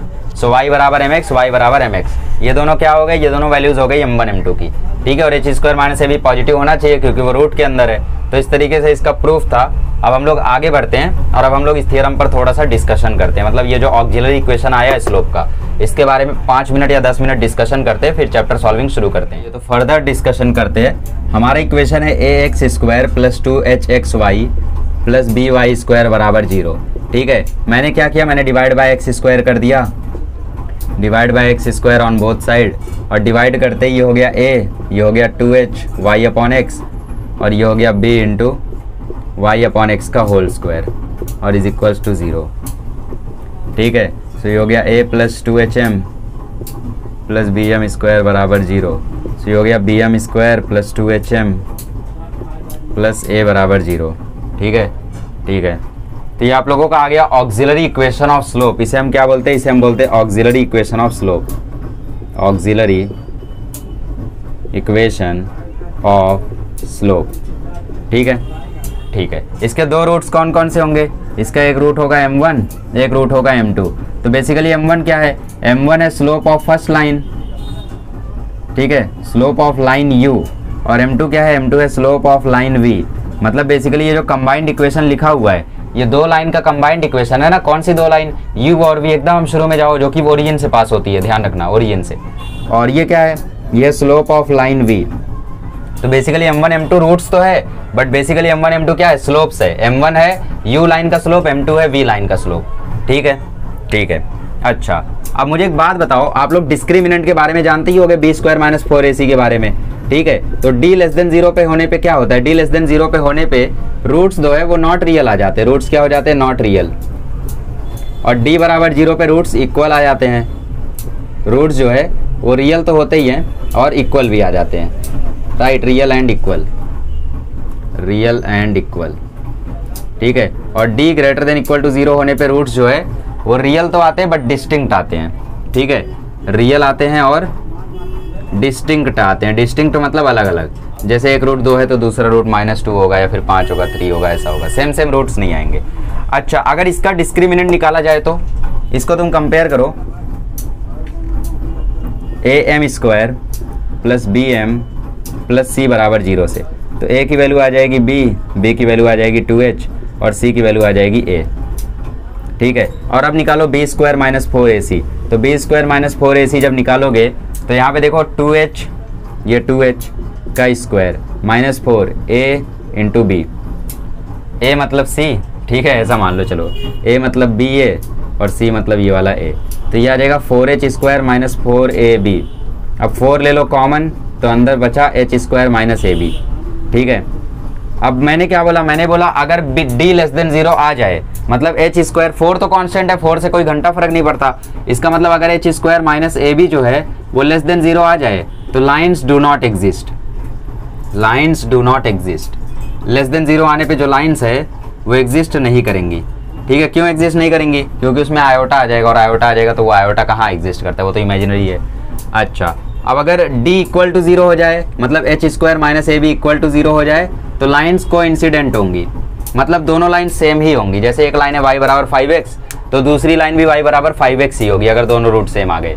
ठीक है, तो लाइन्स क्या होंगी? कोइंसिडेंट होंगी, मतलब एक के ऊपर एक होंगी। एक होता है पैरेलल, एक होता है कोइंसिडेंट। पैरेलल मतलब साथ में चलने वाली, और कोइंसिडेंट मतलब चिपक के चलने वाली। ठीक है, तो coincident lines are parallel, but parallel lines are not always coincident. ठीक है, तो कोइंसिडेंट मतलब एक के ऊपर एक। जैसे एक लाइन है यहाँ पे इस तरीके से, तो अगर दूसरी लाइन इसके कोइंसिडेंट है तो वो भी इसी तरीके से जाएगी, तीसरी भी कोइंसिडेंट है तो उसी भी इसी के ऊपर से जाएगी। ठीक है, तो बेसिकली अगर d बराबर 0 होता है तो ये कंडीशन होती है, और d > 0 होने पे, मतलब h² - ab > 0 होने पे लाइन जो है वो डिस्टिंक्ट हो जाएंगी, मतलब दोनों लाइन का इक्वेशन जो है वो हो जाएगा अलग अलग। ठीक है, अच्छा, और यहाँ पे और क्या क्या कंडीशंस है? Okay, leave it. ओके, तो ये हो गया आप लोगों का h² - ab का थोड़ा सा एनालिसिस। अच्छा, अब इसका दो रूट है, एक रूट है m1, एक रूट है m2। ठीक है, तो मुझे बताओ सम ऑफ रूट का फॉर्मूला क्या होता है? सम ऑफ रूट का फॉर्मूला होता है -b/a। याद करो, आपने पढ़ा होगा। तो सम ऑफ रूट का फॉर्मूला होता है -b/a। तो b क्या है? 2h, और a क्या है? b। तो -2h/b किसका फॉर्मूला आ जाएगा? सम ऑफ रूट्स का, मतलब सम ऑफ स्लोप्स का। तो सम ऑफ स्लोप्स का फॉर्मूला होता है -2h/b। ठीक है, ये किसका फॉर्मूला हो गया? ये हो गया सम ऑफ स्लोप का। प्रोडक्ट ऑफ रूट्स का क्या फॉर्मूला होता है? प्रोडक्ट ऑफ रूट्स का फॉर्मूला होता है c/a। c/a मतलब a/b। तो m1 × m2 का फॉर्मूला हो जाएगा a/b। ठीक है, तो ये है प्रोडक्ट ऑफ स्लोप और ऊपर है सम ऑफ स्लोप। ठीक है, ये क्या है? ये है सम ऑफ स्लोप्स और ये है प्रोडक्ट ऑफ स्लोप्स। किसके स्लोप्स हैं ये उन दो लाइन के स्लोप्स हैं जो इस इक्वेशन में छुपी हुई है। कौन सी दो लाइंस? वही u और v, जिनको मल्टीप्लाई करके ये इक्वेशन आया था, ये वाला। तो इनमें जो दो छुपी हुई लाइंस हैं उनमें से एक का स्लोप m1 है, दूसरे का स्लोप m2 है। अगर दोनों का स्लोप जोड़ोगे तो -2h/b के इक्वल आएगा, दोनों के स्लोप का मल्टीप्लीकेशन करोगे तो a/b के इक्वल आएगा। ठीक है, अब इसके ऊपर कुछ और कंडीशंस है जो कि मैं अगले लेक्चर में डिस्कस करूंगा, सो लीव इट। ओके, अच्छा एक और चीज, अगर आपको डिफरेंस ऑफ स्लोप कहीं पे दिया हुआ है, डिफरेंस ऑफ स्लोप मतलब m1 माइनस m2, तो उसका एक फॉर्मूला होता है m1 माइनस m2 का whole square is equals to m1 plus m2 का होल स्क्वायर माइनस, ठीक है थोड़ी ज़्यादा जगह चाहिए मुझे, फिर भी लिखूंगा तो यही। सो m1 माइनस m2 का होल स्क्वायर, इसका फॉर्मूला होता है, क्या होता है, m1 प्लस m2 का whole square minus 4m1 m2। ठीक है, ये होता है m1 माइनस m2 का होल स्क्वायर का फॉर्मूला। क्या होता है, m1 प्लस m2 का whole square minus 4m1 m2। जैसे आप लोगों को कहीं पे सम ऑफ स्लोप दिया है और प्रोडक्ट ऑफ स्लोप दिया है और आपसे डिफरेंस ऑफ स्लोप पूछा है, तो आप उस समय इसका फॉर्मूला यूज़ करेंगे। क्लियर, आसान, दिक्कत नहीं है। जब इसका कंसेप्ट आएगा, मतलब इसके क्वेश्चंस आएंगे, तो उस समय मैं दोबारा से रिवाइज कराऊंगा। फिलहाल इतना याद रखो कि अगर इस इक्वेशन में d लेस देन 0 कर दोगे तो लाइन्स जो है वो एग्जिस्ट नहीं करेंगे, d ग्रेटर देन 0 कर दोगे तो लाइन्स एग्जिस्ट भी करेंगी और डिस्टिंक्ट भी होंगी, अलग अलग भी होंगी, और d बराबर 0 कर दोगे तो लाइन्स हो जाएंगी कोइंसिडेंट। जैसे आपको बोल दिया find the condition if the lines are coincident, और कुछ कुछ वेरिएबल दे दिया इक्वेशन में, तो तुम्हें क्या करना है, इस फॉर्म में उसे लाना है। हमेशा इस फॉर्म में दी रहेगी लाइन, कभी भी इस फॉर्म में नहीं दी रहेगी। ठीक है, तो इस फॉर्म से तुम्हें इस फॉर्म में पहले लाना होगा, फिर उसका d जो है वो 0 के इक्वल करना होगा, और फिर जो भी कंडीशन बनेगी वो हो जाएगा। तो फिलहाल आज तो हमें सिर्फ क्वेश्चन नंबर 1 और क्वेश्चन नंबर 2 करना है। तो आइए क्वेश्चन नंबर 1, 2 कर लेते हैं, वो तो बहुत ही ज़्यादा चिंदी हैं। आइए एक्सरसाइज 5.1 शुरू करते हैं। नहीं, अगले दिन में नहीं आ गए, बस टाइटल चेंज किया है क्योंकि वो ज़्यादा जगह ले रहा था, राइट, तो थोड़ी सी जगह बनाने की कोशिश की है। तो पहले क्वेश्चन में बोला है find the combined equation of pair of lines, find combined equation of pair of lines.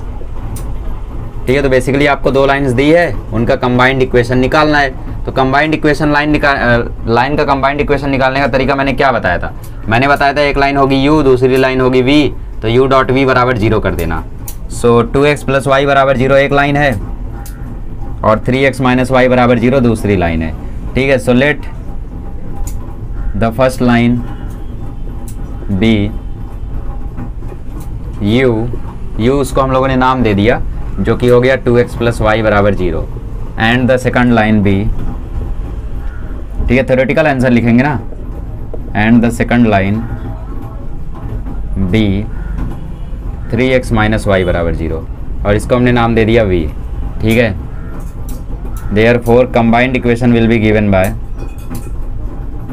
Combined equation will be given by u dot v बराबर 0, u डॉट v बराबर 0। ठीक है, तो u क्या है यहाँ पे, u है 2x प्लस वाई, और v क्या है, v है 3x माइनस वाई, और बराबर क्या है 0। ठीक है, तो सॉल्व कर लो, 2x के साथ ब्रैकेट ओपन करो 3x minus Y, plus y के साथ ब्रैकेट ओपन करो 3x माइनस वाई, बराबर कर दो 0 के। तो 2 3 6x स्क्वायर हो गया, ये y से मल्टीप्लाई किया तो 2xy, 3x को y से किया तो 3xy, y को y से किया तो y स्क्वायर, तो ये हो गया 6x square, 3xy minus 2xy हो गया प्लस xy। अरे 3 में से 2xy जाएगा तो एक ही xy बचेगा ना, काहे डाउट कर लेते हो, माइनस वाई स्क्वायर बराबर 0। हो गया सॉल्व, आसान था। चलो फिर सेकंड वाला खुद से कर लो, x प्लस 2y माइनस 1 बराबर 0। ठीक है, तो हमारा इक्वेशन क्या है, हमारा इक्वेशन है शॉर्टकट। ठीक है, हम भी शॉर्टकट मार सकते हैं। आइए क्वेश्चन नंबर 2 कर लेते हैं शॉर्टकट से। तो क्वेश्चन नंबर 2 में पहला इक्वेशन क्या है, पहला इक्वेशन है x प्लस 2y माइनस 1 बराबर 0, और दूसरा इक्वेशन है x माइनस 3y प्लस 2 बराबर 0। ठीक है, तो यहाँ पे हमने u मान लिया x प्लस 2y माइनस 1 बराबर 0 को, और v मान लिया x माइनस 3y प्लस 2 बराबर 0 को। तो combined equations will be given by u dot v बराबर 0, मतलब x plus 2y minus 1 multiplied by x minus 3y plus 2 बराबर 0। x से मल्टीप्लाई करो x minus 3y plus 2 plus 2y से multiply करो x माइनस 3y प्लस 2। अब भैया ये मल्टीप्लिकेशन नहीं आ रहा है और तुम बोल रहे हो पेयर ऑफ स्ट्रेट लाइन बड़ा हार्ड चैप्टर है, तो समझ जाओ फिर। x से मल्टीप्लाई करोगे तो ये हो जाएगा x स्क्वायर, x से इसे करोगे तो ये हो जाएगा 3xy, 2 से करोगे तो ये हो जाएगा 2x, इधर पे 2 से करोगे तो ये हो जाएगा 2xy, 2 को 3 से करोगे तो 6y स्क्वायर, 2 को 2 से करोगे 4y, x को 1 से करोगे तो x, फिर minus minus plus 1 into 3y 3y, 1 into 3y 3y, minus 1 into 2 -2। ठीक है, रिजॉल्व कर लो। So minus 3xy plus 2xy कितना हो जाएगा, ये दोनों मिला के हो जाएगा minus xy plus 2x minus x हो जाएगा प्लस x। ठीक है, ये हो गया प्लस x, एक्स स्क्वायर और कहीं नहीं है तो ये हो गया एक्स स्क्वायर। ठीक है, अच्छा ये 2x और x भी सिंप्लीफाई हो चुका है, एक्स स्क्वायर भी हो चुका है। अब क्या क्या बचा, प्लस 3y है तो plus 3y minus 2 minus 6y square बराबर 0। अब इसको रीअरेंज कर दो। रीअरेंज हम लोग कैसे करते हैं, सबसे पहले हाईएस्ट पावर के टर्म्स लिखे जाते हैं। ठीक है, तो एक्स स्क्वायर हो गया, फिर माइनस 6y स्क्वायर हो गया। अब लो पावर के टर्म्स लिखो तो माइनस xy, ये भी डिग्री 2 का टर्म है तो ये भी x और y से पहले आएगा, तो minus xy plus x plus 3y minus 2 बराबर 0। ये हो गया combined equation of 2 lines. Okay, तो ये 3y और ये 4y मिस हो गया था मुझसे, ये 4y। ठीक है, तो ये 7y हो जाएगा बेसिकली। ठीक है, तो इसको थोड़ा सा करेक्शन कर लेना, ज़्यादा नहीं, थोड़ा सा। चलो आगे बढ़ते हैं। आइए क्वेश्चन नंबर 3 करते हैं। तो क्वेश्चन नंबर 3 में बोला है passing through 2,3 and parallel to coordinate axis. तो ये तो भाई दुविधा हो गई। इसका मतलब लाइन है जो कि 2 और 3 से पास हो रही है और वो कोऑर्डिनेट एक्सिस के पैरेलल है। एक्सिस मतलब सिंगुलर, एक्सिस मतलब प्लूरल। ठीक है, तो ध्यान रखना, कोऑर्डिनेट एक्सिस का मतलब होता है एक्स वाई एक्सिस। ठीक है, ये हो गया एक्स एक्सिस, ये हो गया वाई एक्सिस। लाइन कहाँ से पास हो रही है, 2,3 से। सपोज यहाँ पे 2 है, यहाँ पे 3 है, तो लाइन बेसिकली यहाँ से पास हो रही है और ये पैरेलल है कोऑर्डिनेट एक्सिस के। मतलब एक लाइन एक्स एक्सिस के पैरेलल है और दूसरी लाइन वाई एक्सिस के पैरेलल है। तो एक्स एक्सिस के पैरेलल लाइन ये वाली होगी और वाई एक्सिस के पैरेलल ये वाली लाइन होगी। तो ये वाई एक्सिस के पैरेलल वाली जो लाइन है इसका इक्वेशन क्या होगा, x बराबर 2, और ये एक्स एक्सिस के पैरेलल वाली लाइन का इक्वेशन क्या होगा, y बराबर 3। ठीक है, so since the lines are parallel to coordinate axis, ठीक है, the lines are parallel to coordinate axis and passing through 2,3, therefore the equations are x बराबर 2 एंड y बराबर 3, x बराबर 2 एंड y बराबर 3। ठीक है, तो यहाँ पे u भी मान लो, लेट u आपका हो गया x माइनस 2 बराबर 0 और v हो गया y माइनस 3 बराबर 0। इक्वल टू 0 रहना चाहिए, क्योंकि थियरम क्या कहता है, थियरम कहता है कि u डॉट v बराबर 0 होगा कब, जब u बराबर 0 और v बराबर 0 हो तब। तो यहाँ पे x माइनस 2 बराबर 0 करना है, वरना पता चला तुमने x y बराबर 6 लिख दिया आंसर। ऐसा नहीं कर सकते। ठीक है, बराबर में 0 रहना चाहिए। तो इस तरीके से लिखा। अब कंबाइंड इक्वेशन ऑफ u बराबर 0 एंड v बराबर 0 विल बी गिवन बाय किससे देंगे, x minus 2 into y minus 3 बराबर 0 से। तो x से मल्टीप्लाई करो y माइनस 3, माइनस 2 से मल्टीप्लाई करो y माइनस 3 और बराबर में है 0। तो ये आ गया x y minus 3x minus 2y plus 6 बराबर 0। तो हो गया यही है फिर। ठीक है, तो ये हो गया आपका आंसर। आइए क्वेश्चन नंबर 4 करते हैं। जिसमें बोला है the line passing through 2,3 and perpendicular to 3x plus 2y बराबर 1 and x minus 3y plus 2 बराबर 0। तो यहाँ पे तुम्हें इक्वेशन ऑफ लाइन निकालना पड़ेगा। ठीक है, सो यहाँ पे सबसे पहले हम लोग फर्स्ट लाइन को u अज्यूम करके उसका इक्वेशन निकालते हैं। तो बेसिकली इसमें 2 लाइन है, एक लाइन है u, एक लाइन है v। जो लाइन u है वो परपेंडिकुलर है इस लाइन के और जो लाइन v है वो परपेंडिकुलर है इस लाइन के। तो उसका जो स्लोप होगा उसका अगर प्रोडक्ट करेंगे इसके स्लोप से तो -1 आएगा। AODI याद करो। ठीक है, तो बेसिकली वो कंसेप्ट यूज़ करके हमें उस लाइन का स्लोप निकालना है और एक बार उसका स्लोप मिल गया तो x1 y1 हमें दिया है, x1 y1 दिया है तो हम लोग स्लोप पॉइंट फॉर्म से इक्वेशन ऑफ लाइन निकाल सकते हैं। रोड मैप समझा? चलो सॉल्व करते हैं। Let the equation of first line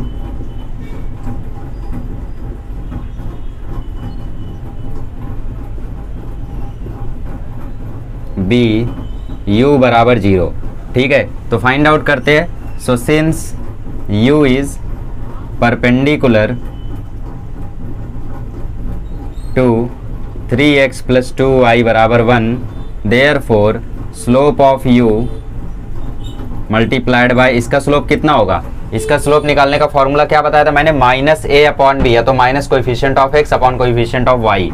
तो कोएफिशिएंट ऑफ एक्स -3/2 और ये है इक्वल टू कितना होता है, दोनों का प्रोडक्ट कितना होता है, -1 होता है। कब, जब लाइंस परपेंडिकुलर हो तब।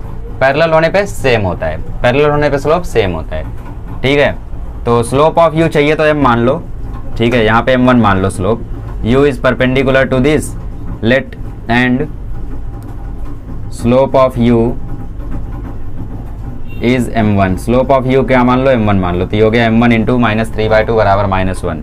सो देयरफॉर ये हो गया -3m1/2 बराबर -1, माइनस से माइनस खत्म। सो m1 आ गया 2/3। ठीक है, ठीक है। और ऐसे ही हम लोग दूसरा लाइन का इक्वेशन निकालते हैं। And the equation of second line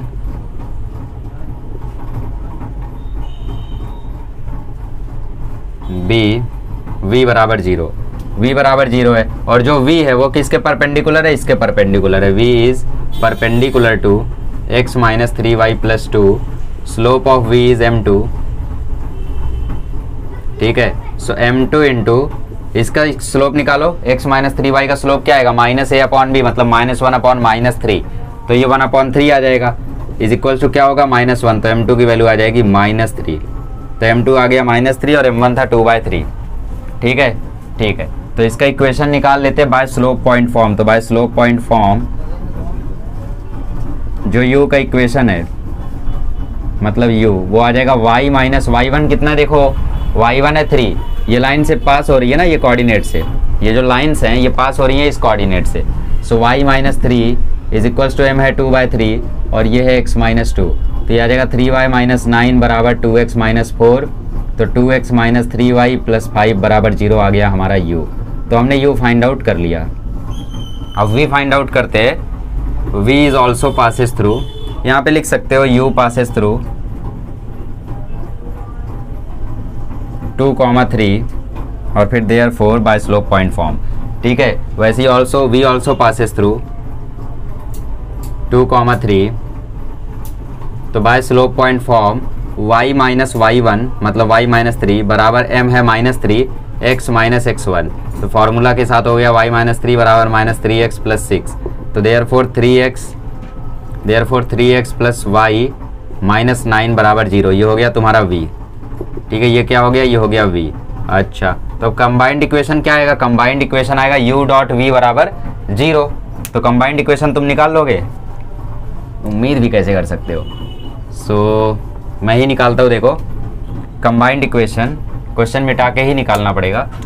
ठीक है, कंबाइंड इक्वेशन विल बी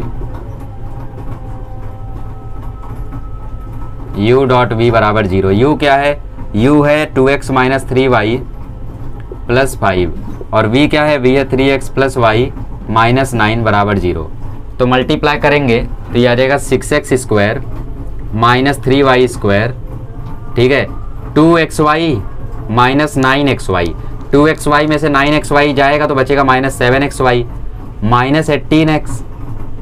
ठीक है, +5y -45 बराबर 0। ठीक है, तो मैंने रीचेक किया, यहाँ पे देखो ये आएगा 2x को 9x से मल्टीप्लाई करोगे तो -18x आएगा, 5 को 3x से मल्टीप्लाई करोगे तो +15x आएगा। तो -18x + 15x ये आ जाएगा -3x। 5 को 5y से मल्टीप्लाई करोगे तो ये आ जाएगा 5y और -3y को -9 से मल्टीप्लाई करोगे तो आ जाएगा +27y। तो +27y + 5y हो जाएगा +32y और 5 को 9 से कर दोगे तो 45। ठीक है, अब अगर फिर से कुछ मिस्टेक हो तो रीचेक कर लेना आप मल्टीप्लाई करके। ठीक है, चलो आगे बढ़ते, क्वेश्चन नंबर 5 करते। कंसेप्ट समझ में आ गया ना, कैसे निकाला इक्वेशन ऑफ लाइन, तो बस आगे तो आसान है। आइए क्वेश्चन नंबर 5 करते हैं। तो जगह बनाइए, अब की बार अच्छे से पूरा सॉल्व करेंगे। तो इसमें बोला है पासिंग थ्रू -1, 2। ठीक है, वो -1, 2 से दोनों ही पास हो रहे हैं, लेकिन एक पैरेलल है इस लाइन के और दूसरा परपेंडिकुलर है इस लाइन के। तो बस शांति से दोनों का इक्वेशन निकालो, काम हो जाएगा। ठीक है, let the equation of first line, equation of first line be u बराबर 0 and equation of second line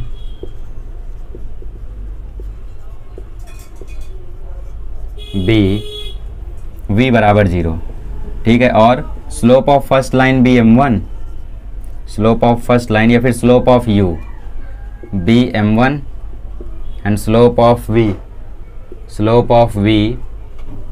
B m2। ठीक है, ठीक है। तो पहले u को एनालाइज करते हैं। देखो u जो है वो इससे पास हो रहा है और इसके पैरेलल है। ठीक है, since u is parallel to x plus 3y minus 1 बराबर 0, देयरफॉर स्लोप ऑफ u क्या आ जाएगा? स्लोप ऑफ u बराबर हो जाएगा m1 के बराबर हो जाएगा इसके स्लोप के, क्योंकि दो पैरेलल लाइंस का स्लोप क्या होता है? इक्वल होता है। इसका स्लोप क्या आएगा? माइनस a अपॉन b या फिर minus coefficient of x, coefficient of x is 1 upon coefficient of y। तो माइनस 1/3 आ गया m1 का वैल्यू। और u जो है वो पास करता है, u पासेस थ्रू, किससे पास होता है? वो पास होता है -1, 2 से। So therefore by slope point form, हम लोग स्लोप पॉइंट फॉर्म से u का इक्वेशन लिख सकते हैं। क्या हो जाएगा u का equation? y minus y1 is equals to m x minus x1। ये x1 और ये y1 है। सो y माइनस 2 बराबर m क्या है? -1/3। ठीक है, x माइनस x1 क्या है? x1 है -1, तो ये +1 हो जाएगा। अब 3 से यहाँ मल्टीप्लाई कर दोगे तो ये हो जाएगा 3y माइनस 6, माइनस को अंदर मल्टीप्लाई कर दोगे तो -x माइनस 1, देयरफॉर ये आ जाएगा x प्लस 3y माइनस 5 बराबर 0। ठीक है, तो u का इक्वेशन क्या आ गया? u का इक्वेशन आ गया,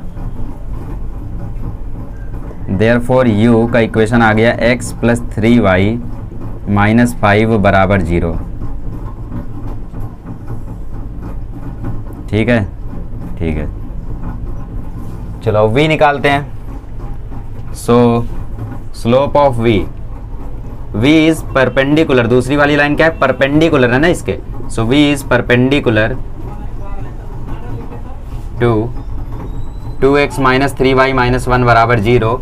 सो देयरफॉर स्लोप ऑफ v मतलब जो m2 है वो क्या होगा? m2 का जो मल्टीप्लिकेशन होगा इसके स्लोप के साथ, उसका प्रोडक्ट क्या आएगा? -1। क्यों? क्योंकि परपेंडिकुलर है और परपेंडिकुलर लाइंस का स्लोप आता है -1। So therefore m2 into -2 upon -3 is equals to -1। So therefore m2 is equals to आ जाएगा -3/2। अरे नहीं समझे, माइनस माइनस कट गया, 3/2 उधर, 2/3 उधर गया तो 3/2 बन गया और माइनस तो था ही, तो -3/2।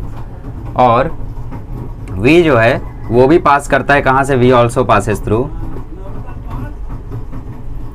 -1, 2, देयरफॉर स्लोप पॉइंट फॉर्म से y माइनस 2 बराबर -3/2 x प्लस 1 हो गया। माइनस माइनस 1 मतलब x प्लस 1 हो गया। सिंप्लीफाई करोगे तो ये आ जाएगा 2y माइनस 4 बराबर -3x माइनस 3। तो फाइनल इक्वेशन आ गया 3x प्लस 2y माइनस 1 बराबर 0। ये आ गया v का इक्वेशन। ठीक है, 3x प्लस 2y माइनस 1 बराबर 0। ठीक है, सो हम लोग अब क्या करते हैं? हम लोग कंबाइंड इक्वेशन निकाल लेते हैं। हमारे पास u आ गया, हमारे पास v आ गया। So therefore combined equations will be given bye, combined equation will be given bye किससे? u डॉट v बराबर 0 से। तो u क्या है यहाँ पे? x प्लस 3y माइनस 5 और v क्या है यहाँ पे? 3x प्लस 2y माइनस 1 बराबर 0। तो x से मल्टीप्लाई होगा 3x प्लस 2y माइनस 1, फिर 3y से मल्टीप्लाई होगा 3x प्लस 2y माइनस 1, फिर -5 से मल्टीप्लाई होगा 3x प्लस 2y माइनस 1 बराबर 0। तो 3x जब x से होगा तो ये आ जाएगा 3x², ये आ जाएगा 2xy, ये आ जाएगा -x, ये हो जाएगा 9xy, ये आ जाएगा 6y² माइनस ये आ जाएगा 3y, ये हो जाएगा -15x, ये आ जाएगा 10y, ये आ जाएगा +5 बराबर 0। तो सिंप्लीफाई कर लेते हैं। तो ये हो गया 3x², ये हो गया 6y², 2xy 9xy हो जाएगा 11xy, -x -15x हो जाएगा -16x, और -3y -10y हो जाएगा -13y, और बचा यहाँ पे सिर्फ 5। तो ये हो गया हम लोगों का combined equation of pair of lines. Okay, तो ये हो गया हम लोगों का क्वेश्चन नंबर 5। अब आगे बढ़ते हैं और क्वेश्चन नंबर 2 के क्वेश्चंस देख लेते हैं। उसमें बेसिकली आप लोगों को कंबाइंड इक्वेशन दे रखा है, उन्हें अलग करना है। ठीक है, तो वो तो आसान ही है, वो भी चलो वो भी कर लेते हैं। आइए क्वेश्चन नंबर 2 करते हैं। क्वेश्चन नंबर 1 में हमने क्या किया? u और v को मल्टीप्लाई करके कंबाइंड इक्वेशन निकाला। अब इसमें आपको u v मल्टीप्लाई करके दे रखा है, आपको सेपरेट इक्वेशन निकालना है। तो सेपरेट इक्वेशन निकालने का तरीका यही होता है कि अगर फैक्टराइज हो रहा है तो फैक्टराइज कर दो, और अगर फैक्टराइज नहीं हो रहा है या कॉमन ऑमन लेके कुछ नहीं हो रहा है तो y² को और 2hxy को और x² को mx² से डिवाइड करके ऑक्सिलरी इक्वेशन ऑफ स्लोप निकालो, और उसके बाद उसमें फॉर्मूला मेथड लगा के आप उसके रूट्स निकाल लो। ठीक है, जैसे यहाँ पे देखो क्वेश्चन नंबर 1 2 3 तो आसानी से हो रहे हैं, क्वेश्चन नंबर 4 भी फैक्टराइज होके हो जा रहा है, लेकिन आप 6 और 7 करने जाओगे तो फैक्टराइजेशन से नहीं हो रहा है। तो उसमें हमें क्या करना पड़ेगा, उसमें हमें मेथड लगाना पड़ेगा। कौन सा? ऑक्सिलरी इक्वेशन वाला। तो फिलहाल ये तीनों हो रहे तो इनको कर लेते हैं और फिर उनको करने का तरीका बताता हूँ मैं। ठीक है, देखो यहाँ पे क्या है, 3y² + 7xy प्लस बराबर 0 दे रखा है। ठीक है, सो क्या करो, यहाँ से y कॉमन ले लो, तो ये हो गया 3y + 7x = 0। तो हमें मिल गया दो इक्वेशन, एक हो गया y = 0 और एक हो गया y = -7/3x। So therefore u आ गया y = 0 और v आ गया y = -7/3x, या फिर 3y + 7x = 0 भी लिख सकते हो, आपकी मर्जी है। सो 3y + 7x = 0। इतना आसान था? हाँ, इतना आसान था। इसको फैक्टर कर सकते हैं, ये देखो a² - b² लिखा हुआ है, इसको अगर मैं √5x का होल स्क्वायर लिख दूँ, सॉरी √5x का होल स्क्वायर लिख दो, या तो 3y का स्क्वायर लिख दो, तो कोई फर्क, कोई परेशानी, कोई चिंता नहीं है। तो ये a² - b² हो गया, इसको मैं लिख सकता हूँ a - b, मतलब √5x - 3y, x पे रूट नहीं है, ध्यान रखना, इसीलिए मैंने इतना दूर लिखा है। और यहाँ पे आ जाएगा √5x + 3y = 0। तो आपका एक इक्वेशन आ गया √5x - 3y = 0 और दूसरा इक्वेशन आ गया √5x + 3y = 0। ठीक है, तो ये आसानी से हो जा रहे हैं, इनमें कोई भारी नहीं है। ठीक है, क्वेश्चन जो हार्ड हैं वो आ गए हैं। यहाँ से भी देखो x कॉमन ले लो, तो x - 4y = 0 आ गया। तो इसका मतलब एक इक्वेशन आ गया x = 0, दूसरा इक्वेशन आ गया x - 4y = 0। फाइनली स्टेटमेंट भी लिख सकते हो, therefore the separate equations are y = 0 and 3y + 7x = 0। Separate equations are. तो टाइम वेस्ट करने की जगह हम लोग 4th क्वेश्चन पे बढ़ते हैं। 4th क्वेश्चन में देखो यहाँ पे दे रखा है 3x² - 10xy - 8y² = 0। ठीक है, तो आप लोग अगर देख पा रहे हो तो 3 8 जा 24 होता है और 12 2 जा 24 होता है, और 12 का डिफरेंस यहाँ पे बन रहा है, 12 2 जा 12 और 2 का डिफरेंस जो 10 होता है वो यहाँ पे बन रहा है। तो हम लोग इसको फैक्टराइज कर सकते हैं।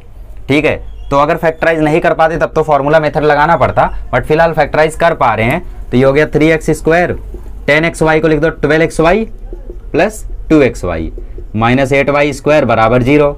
अब देखो 3x ले लो कॉमन, तो ये आ गया अंदर x - 4y, यहाँ से 2y ले लो कॉमन, तो अंदर आ गया x - 4y = 0। तो ये आ गया 3x + 2y और ये आ गया x - 4y। तो बेसिकली यहाँ पे तुम्हारे पास दो इक्वेशंस आ गई, तो ये हो गया 3x + 2y = 0 और ये हो गया x - 4y = 0। ठीक है, तो हमारे पास आ गई सेपरेट इक्वेशंस। अब अगर इस तरीके से तुम्हें नहीं जम रहा है तो दूसरा मेथड मैं बताता हूँ इसके बाद। ठीक है, इसको रफ करके बताता हूँ। आइए क्वेश्चन नंबर 4 देखते हैं अब। सो यहाँ पे क्वेश्चन नंबर 4 है 3x² - 10xy - 8y² = 0। तो अभी हमने इसको किया था, लेकिन फिर भी अगर आपको वो नहीं जमा तो हम क्या कर सकते हैं, देखो डिवाइड बाय x² कर सकते हैं ऑन बोथ साइड। ठीक है, x² से डिवाइड करने से क्या होगा, ये हो जाएगा 3x/x का होल स्क्वायर, ये हो जाएगा 10xy/x² और ये भी हो जाएगा 8 × y/x का whole square. Basically 3x² x² 10xy/x² और 8y² ही है ये। ठीक है, चलो ठीक है, तो माइंड करने लगते हो यार, तो ठीक है, देखो अब सही है। तो ये इससे ख़त्म हो गया, तो ये हो गया 3 - 10, ये इससे ख़त्म हो गया, तो ये आ गया 10y/x, ऊपर का x तो ख़त्म हो गया ना, तो ये आ गया 10y/x और ये हो गया 8y/x का होल स्क्वायर। अब मैंने क्या बोला, मैंने बोला पुट y/x को एक वेरिएबल मान लो m, वेरिएबल नहीं बेसिकली स्लोप मान लो m।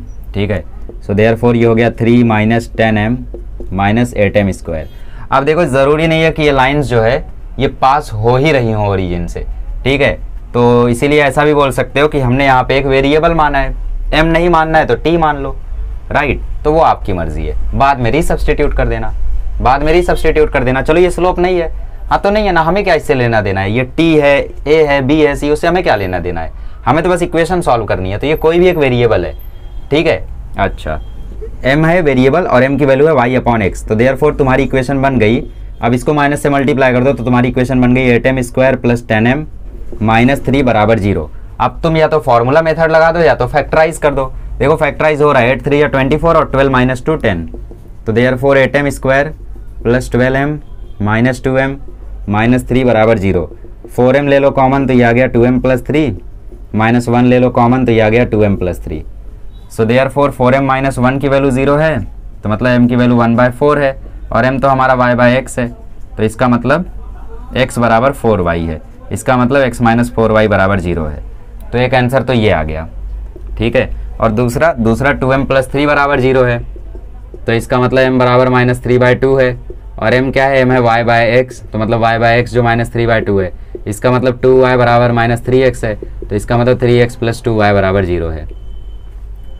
दूसरा मेथड मैंने क्या बोला, मैंने बोला अगर आप लोगों को फैक्टराइजेशन नहीं जम रहा है तो फॉर्मूला मेथड लगा दो। फॉर्मूला मेथड का फॉर्मूला क्या था, -b plus minus √b² - 4ac/2a। तो x बराबर, सॉरी x नहीं है, यहाँ पे वेरिएबल क्या है m, सो m बराबर -b, b मतलब ये m का कोएफिशिएंट -10 प्लस माइनस √b² मतलब ये m के कोएफिशिएंट का स्क्वायर मतलब 100 -4, a मतलब ये, c मतलब ये, ठीक है, ठीक है, अपॉन 2a, a मतलब 8, तो 2 × 8, तो ये आ गया -10 प्लस माइनस √100, 4 8 जा 32, 3 जा 96, अपॉन 2 8 आ गया 16, तो -10 प्लस माइनस √196 अपॉन 16, तो ये आ गया -10 प्लस माइनस 14 अपॉन 16। तो m की वैल्यू क्या है, m की वैल्यू है y/x, y/x की वैल्यू एक तो आ रही है -10 प्लस 14 मतलब 4/16, तो एक वैल्यू तो आ रही है 1/4, और एक वैल्यू आ रही है -10 माइनस 14 मतलब -24/16 मतलब -3/2। तो फाइनली देखो आंसर वही आया, x बराबर 4y और 2y प्लस 3x बराबर 0। तो जिनको फैक्टराइजेशन जम जाता है वो फैक्टराइजेशन से कर लें, और जिनको फैक्टराइजेशन नहीं जमता है वो इस मेथड से कर लें, और जिनको इसके मतलब बिना m बनाए ही फैक्टराइजेशन जम जा रहा है वो बिना m बनाए ही फैक्टराइजेशन कर लें, ठीक है। तो चलिए क्वेश्चन नंबर 5 करते हैं हम लोग, और क्वेश्चन नंबर 5 भी फैक्टराइजेशन से हो तो जाएगा लेकिन आप लोगों को फैक्टराइज करने आएगा नहीं, ठीक है। तो हम लोग क्या करते हैं, x² से डिवाइड करके फॉर्मूला मेथड से ही करते हैं, ठीक है। आइए नेक्स्ट क्वेश्चन करते हैं, उससे पहले थोड़ा गोरा हो लिया जाए, ओके चलो थोड़ा सा ही। तो क्वेश्चन नंबर 5 करते हैं, उतना ही जितना फेयर लवली बना देती है। तो 3x² - 2√3xy - 3y² बराबर 0। तो मैंने बोला हमें यहाँ पे फैक्टराइजेशन नहीं जम रहा है, तो हम लोग x² से डिवाइड करके इसको एक क्वाड्रेटिक में कन्वर्ट कर लेते हैं, ठीक है। तो अब देखो मैं फिर से बोल रहा हूँ, जो am² plus bm plus c बराबर 0 है, या फिर bm² plus 2hm plus a बराबर 0 है, वो ऑक्सिलरी इक्वेशन ऑफ स्लोप है, जिसमें जो इक्वेशन है वो ओरिजिन से पास होता है, ठीक है। और ये जो हम लोग बना रहे हैं इसमें जरूरी नहीं है कि ओरिजिन से पास हो ही रहा हो, ठीक है। इसमें बस हम एक वेरिएबल मान रहे हैं कि y/x बराबर m है, तुम चाहो t मान के कर लो, तुम चाहो a मान के कर लो, तुम चाहो b मान के कर लो, ठीक है।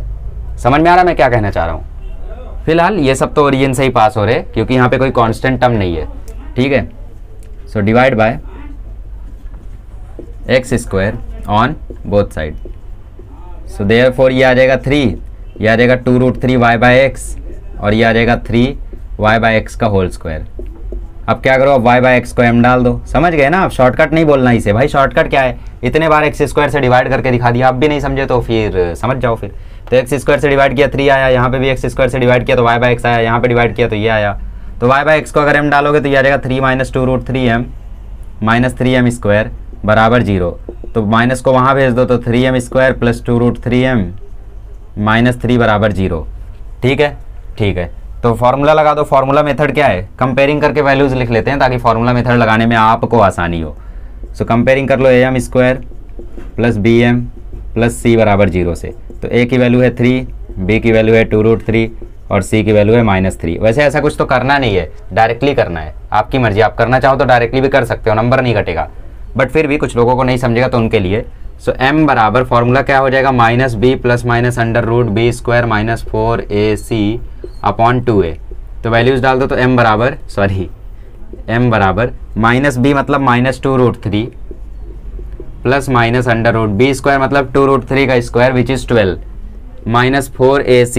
a क्या है 3 और c क्या है -3, तो ये हो गया -9, और -9 जब -4 से मल्टीप्लाई होगा तो वो हो जाएगा +36। नहीं समझे, देखो समझाते हैं, दोबारा समझाते हैं। -4, a की वैल्यू 3, c की वैल्यू -3 है, यही ना, ओके। अपॉन 2a, a की वैल्यू क्या है, a की वैल्यू है 3, तो 2 × 3, ठीक है। तो इसको रिजॉल्व कर लो।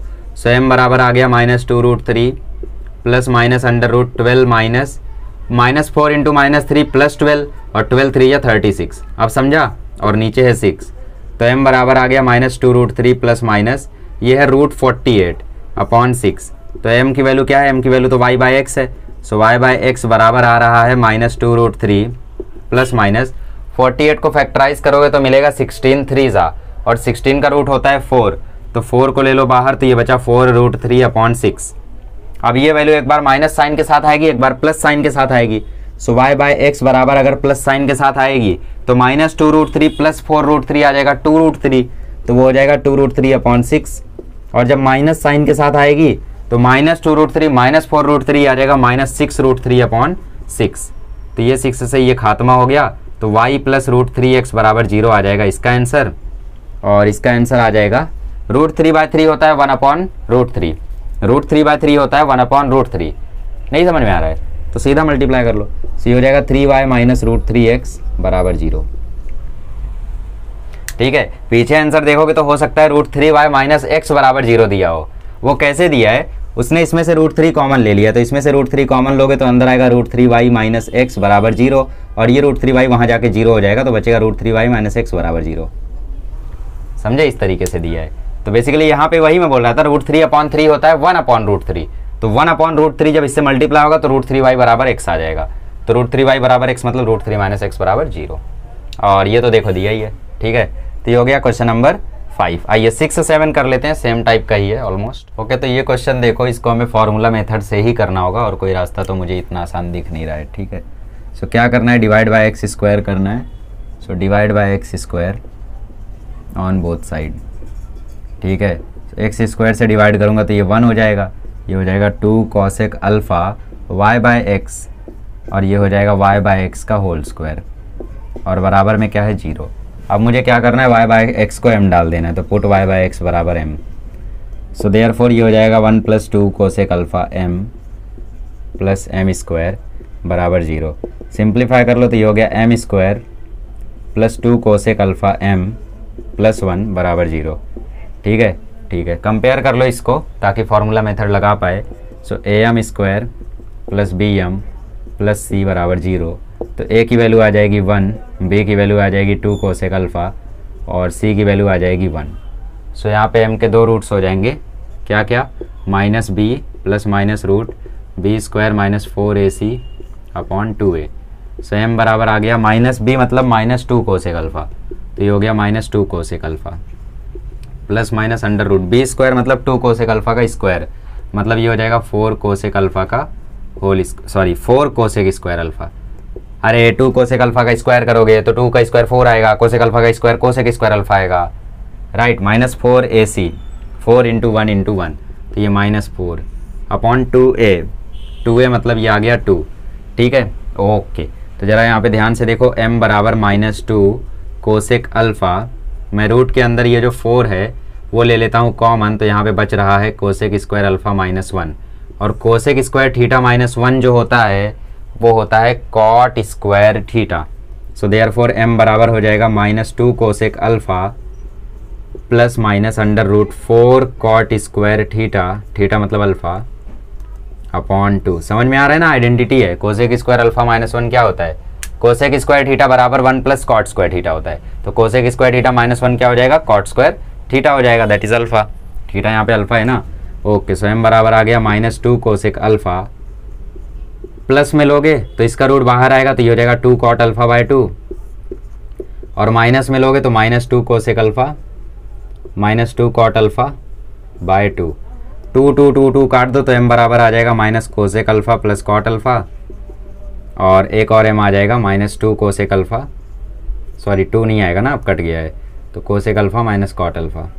ठीक है, और m क्या था, m तो हमारा y/x था, m तो हमारा y/x था, तो इसको वहाँ भेज दो, तो y plus x cosec alpha plus minus x cot alpha बराबर 0। अब उन्होंने अगर कोसेक कॉट को सिंप्लीफाई किया है तो वो तो मुझे नहीं पता, बाकी आंसर तो ऐसा ही कुछ आएगा। ठीक है, मतलब उन्होंने अगर कोसेक को 1/sin लिख के कॉट को cos/sin लिख के सिंप्लीफाई कर दिया तो मुझसे कुछ मत बोलना, ठीक है, वरना तो आंसर यही आएगा। ठीक है, और अगर आप लोग यहाँ पे छोड़ते हो तो भी पूरा मार्क्स मिलेगा, टेंशन मत लो। और यहाँ पे आ जाएगा y plus x cosec alpha plus x cot alpha बराबर 0। समझे ना, यहाँ पे जाएगा तो माइनस एक्स कोसेक अल्फ़ा और माइनस एक्स कॉट अल्फ़ा आएगा, लेकिन वो माइनस वाला पूरा टर्म जब यहाँ आएगा तो प्लस में हो जाएगा दोनों। तो ये हो गया 2 इक्वेशन। ठीक है, चलिए अगला क्वेश्चन भी ऐसा ही उड़ा देते हैं उसे भी। आइए लास्ट क्वेश्चन करते हैं। So divide by X square करते हैं on both side, divide by X square on both side. So ये हो गया 1, ये हो गया 2 tan alpha Y by X minus ये हो जाएगा वाई बाय एक्स का होल स्क्वायर बराबर 0। अब पुट कर देते हैं वाई बाय एक्स को m, तो वैसा ही है यार, ये हो गया 1 + 2 tan अल्फ़ा m और ये माइनस एम स्क्वायर बराबर 0। माइनस से मल्टीप्लाई करो क्योंकि एम स्क्वायर का कोएफिशिएंट पॉजिटिव होना चाहिए, तो ये हो गया m square minus 2 tan alpha m minus 1 बराबर 0। कंपेयरिंग करो, am square plus bm plus c बराबर 0, तो a बराबर आ गया 1, b बराबर आ गया माइनस 2 tan अल्फ़ा और c बराबर आ गया माइनस 1। तो हम लोग फॉर्मूला लगा देते हैं, m बराबर माइनस b मतलब minus of minus 2 tan alpha, तो ये आ जाएगा plus 2 tan alpha plus minus under root b square मतलब इसका स्क्वायर, माइनस 2 tan अल्फ़ा का स्क्वायर करोगे तो 2 का स्क्वायर 4, tan अल्फ़ा का tan स्क्वायर अल्फ़ा और माइनस साइन स्क्वायर के कारण गायब हो जाएगा, तो ये हो गया 4 tan square alpha minus 4 × 1 4, 4 × minus 1 minus 4, तो ये आ गया माइनस ऑफ माइनस 4 और नीचे 2a मतलब 2 × 1, तो m बराबर आ गया 2 tan alpha plus minus under root, यहाँ से 4 ले लो कॉमन तो अंदर बचा tan square alpha plus 1 minus minus plus 1, 4 तो कॉमन चला गया और नीचे है 2, तो tan स्क्वायर अल्फ़ा प्लस 1 किसकी आइडेंटिटी होती है, सेक स्क्वायर अल्फ़ा की, तो अंदर बचा सेक स्क्वायर अल्फ़ा इंटू 4 और नीचे है 2, तो m बराबर आ गया 2 tan अल्फ़ा प्लस 2 सेक अल्फ़ा अपॉन में 2। ठीक है, बट m क्या था, m तो y बाय एक्स था, तो y बाय एक्स बराबर 2 2 2 2, सारे 2 खत्म हो गए तो y बराबर x आ गया, y बाय एक्स आ गया tan alpha plus minus sec alpha.